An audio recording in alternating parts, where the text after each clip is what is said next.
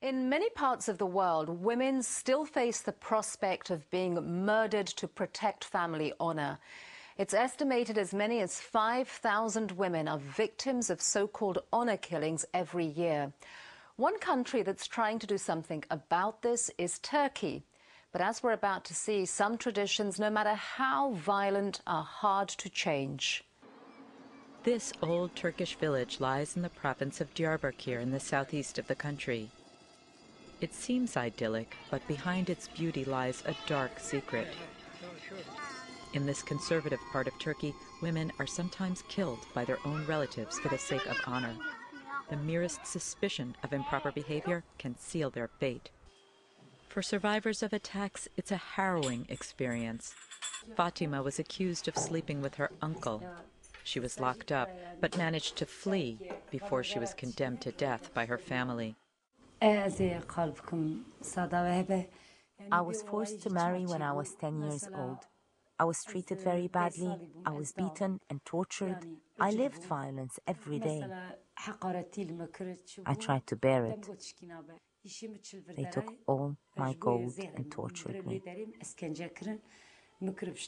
They sent my children to another village and locked me behind an iron door so I couldn't escape. Fatima is now in hiding and lives in a basement. The trauma still haunts her.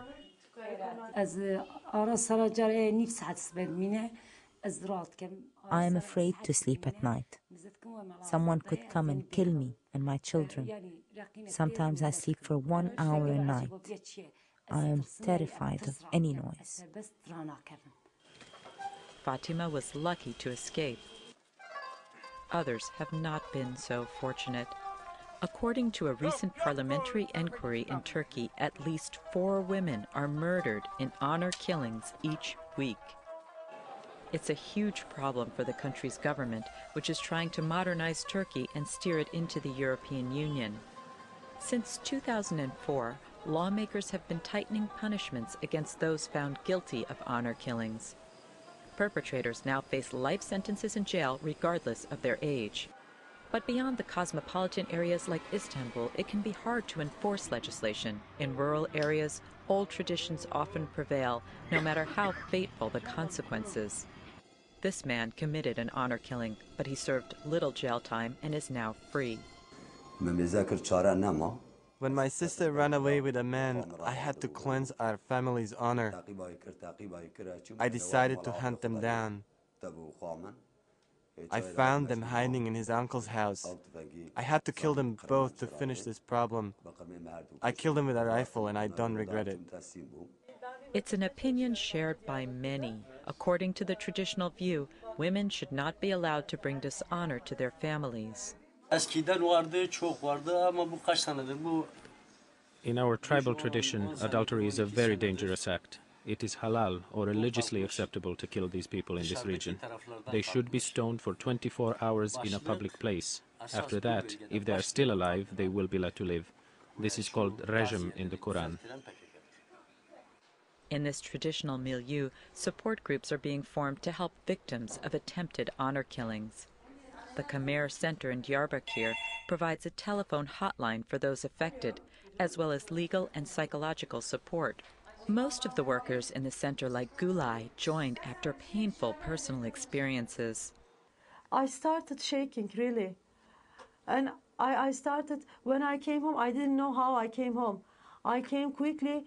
I said, Mother, what did you tell him? Did he call us? What did you say? Just I telephoned him, Father, I am home. I was on bus. I was on bus and I was late. I'm sorry. But till I telephoned him, I thought that he saw me somewhere with my boyfriend. He saw me and he will kill me. Ferda Moran is one of the few lawyers who dares prosecute honor-killing cases. She works closely with the Women's Center. People pursue issues such as honor as private and want to solve these problems within the family. They prefer to solve it themselves rather than appealing to an outside source.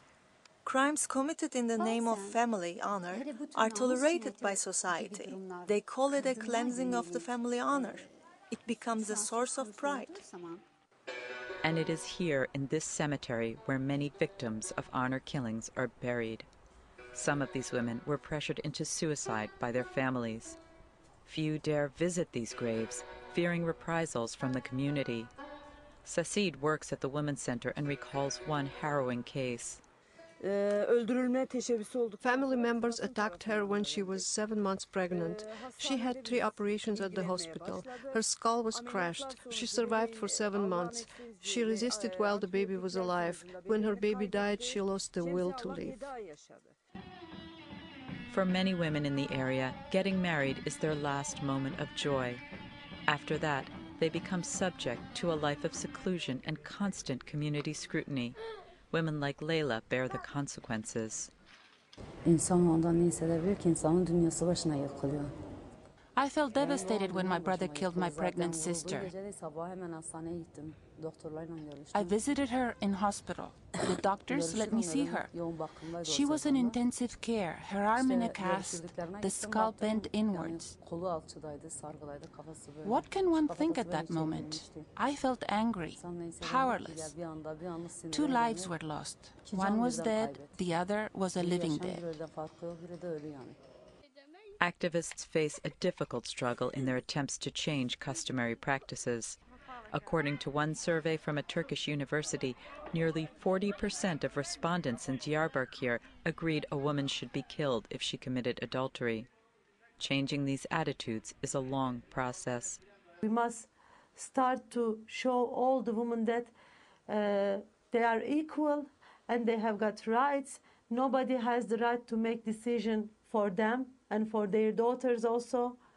First, we must start with this. And by time, I think, by time, the social change will be done. I believe this. But it will take time. But the Women's Center is seeing some success in the community, albeit slow.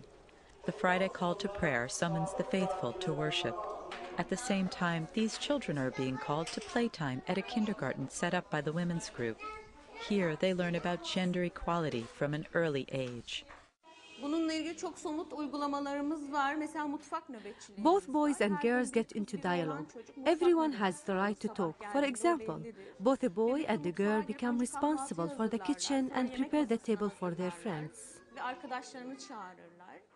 Fathers like Judge Sanif enroll their daughters so that they may grow up in an environment that nurtures equality.